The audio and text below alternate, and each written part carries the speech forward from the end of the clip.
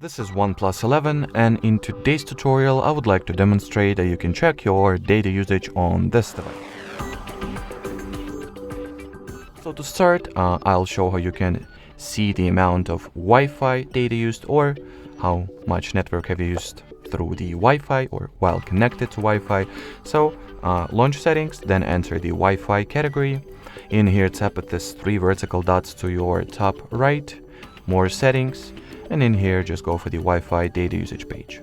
In here you can also check the data usage by app, and well, that would be it. In order to check the mobile data usage, on the other hand, you gotta also launch settings, but this time enter the mobile network category, then go for the data usage, and well, at the following page you'll be able to look up how much cellular data you have used with SIM 1 or SIM 2 respectively, as well as check the data usage by app. Alrighty, so that would be it for this video, guys. Thanks for watching, and bye bye.